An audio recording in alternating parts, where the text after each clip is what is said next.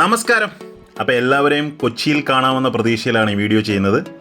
ഈ മാസം 18, 19, 20 തീയതികളിലാണ് ഞാൻ ഇതിനു മുമ്പ് ഒരു വീഡിയോ ചെയ്തിരുന്നു. എങ്കിലും ഓർമ്മപ്പെടുത്തലായി ഒരിക്കൽ കൂടി ഈ വീഡിയോ ചെയ്യുകയാണ്. ഞങ്ങൾ കുറച്ച് വർഷങ്ങൾക്ക് മുമ്പ് 2021 ട്രാവൻകൂറിൻ്റെ ഒരു ബുക്ക് വാങ്ങിച്ചിരുന്നു. 1-2 ബുക്കല്ല, 500 ബുക്കാണ് വാങ്ങിച്ചത്. ട്രാവൻകൂർ നാണയങ്ങളെക്കുറിച്ച് ഇതിനു മുമ്പും 1-2 ബുക്കുകളൊക്കെ വന്നിട്ടുണ്ടെങ്കിലും അത് അത്യാവശ്യം കുറച്ച് കോസ്റ്റ്ലി ആയിരുന്നു.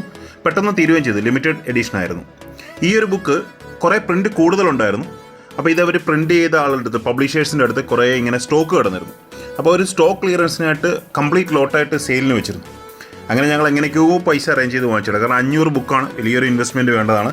1200 രൂപയായിരുന്നു ഇതിൻ്റെ MRP. ഇപ്പോൾ ഈ ബുക്കിൽ ശരിക്കും 10 എണ്ണം മാത്രമാണ് ബാക്കിയുള്ളത്. അതായത് ഈ 10 ബുക്ക് കൂടെ തീർന്നാൽ ഇനി ആരെങ്കിലും ഓൺലൈനിൽ വിൽക്കുന്നുണ്ടോ എന്ന് എനിക്കറിയില്ല. നോർമലി പബ്ലിഷേഴ്സിൻ്റെ കയ്യിൽ ഇനിയും ബുക്കില്ല. അവരുടെ എന്തെങ്കിലും സ്റ്റോക്കായിട്ട് വല്ലതും പേഴ്സണൽ ആവശ്യത്തിന് എടുത്ത് വെച്ചിരിക്കുന്നതോ അങ്ങനെ എന്തെങ്കിലും ഉണ്ടെങ്കിലേ ഉള്ളൂ. അല്ല, സെയിലിനായിട്ട് ഈ പബ്ലിഷേഴ്സിൻ്റെ അടുത്ത് ഇനിയും ബുക്കില്ല. ഈ ബാലൻസ് വന്ന 10 ബുക്കുകൾ കൊച്ചിൻ എക്സിബിഷന് കൊണ്ടുവരണം എന്ന് കരുതി വെച്ചിരിക്കുകയാണ്. 800 രൂപയാണ് ഇതിന് ഷിപ്പിംഗ് ഉൾപ്പെടെയുള്ള വില നമ്മളിവിടെ കൊടുത്തുകൊണ്ടിരിക്കുന്നത്. ഒരുപക്ഷെ കൊച്ചിൻ എക്സിബിഷന് നമുക്ക് ഷിപ്പിംഗ് ഒഴിവാക്കി കഴിഞ്ഞാൽ ഒരു 750 രൂപയ്ക്ക് കൊടുക്കാൻ സാധിക്കുമായിരിക്കും. തിരുവിതാംകൂർ നാണയങ്ങളെക്കുറിച്ചുള്ളൊരു പഠനമാണ്. ഇതൊരു കാറ്റലോഗുള്ള, കാരണം തിരുവിതാംകൂർ നാണയത്തിൻ്റെ ഒരു കാറ്റലോഗ് എന്ന രീതിയിൽ നമുക്ക് ഒരിക്കലും ഒരു ബുക്ക് പബ്ലിഷ് ചെയ്യാൻ പറ്റില്ല. ഇതിൻ്റെ പ്രൈസ് ഇങ്ങനെ കൂടിയും കുറഞ്ഞും നിൽക്കുന്നതുകൊണ്ട് അങ്ങനെ ചെയ്യാൻ പറ്റില്ല. ചില കാറ്റലോഗുകളല്ല, ചില ബുക്കുകൾ ഇങ്ങനെയാണ്. ആദ്യം കുറച്ചുണ്ടാവും, ലിമിറ്റഡ് എഡിഷൻ ആയിരിക്കും. അങ്ങനെ ഒരു ബുക്കാണ് ഈ കാണിക്കുന്നത്.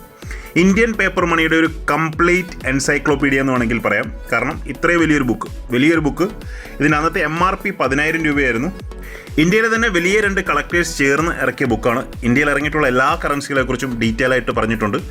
ഇതെന്തോ ഒരു ഡിസ്കൗണ്ട് പ്രൈസിൽ എന്നത് 5000 രൂപയ്ക്ക് മറ്റാണ് ഞാനിത് വാങ്ങിച്ചത്.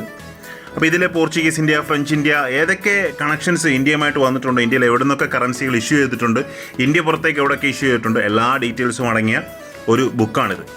വളരെ റീസണബിളായിട്ട് അന്നത്തെ സമയത്ത് കിട്ടി. എത്ര പേർക്കറിയാം ജമ്മു ആൻഡ് കാശ്മീരിന് സ്വന്തമായിട്ട് കറൻസി ഉണ്ടായിരുന്നു എന്ന കാര്യം? അതുപോലെ ചില ഫ്രഞ്ച് ഇന്ത്യൻ കറൻസികളുണ്ട്. ഫ്രഞ്ച് പോണ്ടിച്ചേരി, ഫ്രഞ്ച് മാഹിയിലൊക്കെ ഉപയോഗിച്ചിരുന്ന ഫ്രഞ്ച് ഇന്ത്യൻ കറൻസികൾ കണ്ടു കഴിഞ്ഞാൽ ഒരു സാമ്യം ഉണ്ടാവും ഇൻഡോ ചൈന നോട്ടുകളോട്. പക്ഷേ ഇതിൽ തമിഴിലുണ്ടാവും, മലയാളത്തിലുണ്ടാവും. എൻ്റെ കയ്യിൽ അത്ര ഒരു നോട്ടിൻ്റെ പകുതി ഭാഗം മാത്രമുണ്ട്. ഇത് മൊത്ത ഭാഗമായിട്ടുണ്ടായിരുന്നെങ്കിൽ 2 ലക്ഷം രൂപ വിലയുള്ളൊരു നോട്ടായിരുന്നു. ഈ പടത്തിൽ കാണുന്ന കണ്ടീഷനാണ് ഏകദേശം 3 ലക്ഷം രൂപയോളം വരും. ഈ കാണുന്നത് പകുതി മാത്രമാണ്. ഏതോ ഒരു എക്സിബിഷനിൽ ലക്കിലി എനിക്കൊരു 20,000 രൂപീസിന് ഒരു എക്സ്ചേഞ്ചിലൂടെ ഞാൻ നേടിയെടുത്താണ്. കുറച്ച് സാധനങ്ങളൊക്കെ അതിന് പകരം കൊടുത്ത് നേടിയെടുത്താണ്. ഈ കാണുന്നത് 10 ഉറുപ്പിക എന്ന മലയാളത്തിൽ പ്രിൻ്റ് ചെയ്ത ഫ്രഞ്ച് ഇന്ത്യൻ കറൻസിയാണ്. ഇപ്പോൾ എനിക്ക് തോന്നുന്നു ഒരു 5 ലക്ഷത്തിൽ പുറത്തതിന് നല്ലൊരു കണ്ടീഷണൽ മാർക്കറ്റ് പ്രൈസ് ഉണ്ട്. അപ്പോൾ ഇത്തരത്തിലുള്ള കാറ്റലോഗുകൾ അല്ലെങ്കിൽ ഇത്തരത്തിലുള്ള ബുക്കുകൾ, ഇതൊരു കാറ്റലോഗ് എന്ന് പറയാൻ പറ്റില്ല, ഡീറ്റെയിൽ അടങ്ങിയ ഒരു ബുക്കാണ്. ഇതിൽ പ്രൈസ് ഒന്നും മെൻഷൻ ചെയ്തിട്ടില്ല. പ്രൈസ് മെൻഷൻ ചെയ്തിട്ടും കാര്യമില്ല, കാരണം ഒരിക്കലും ആ പ്രൈസിൽ ഡീലിംഗ് നടക്കില്ല. കാരണം ഞാൻ റീസെൻ്റ്ലി വാങ്ങിച്ചൊരു പോർച്ചുഗീസ് ഇന്ത്യൻ ബാങ്ക് നോട്ടാണ്. 64 ഗ്രേഡ് ക്യാൻസൽഡ് ബാങ്ക് നോട്ടാണ്. ഈ ഹോള് കാണുന്നത് ക്യാൻസൽഡ് ആണ്. ഈ ഒരു കണ്ടീഷനിൽ ഒരു $200 ഇത്തരത്തിലുള്ള നോട്ടിന് വില വരും. Thank you very much.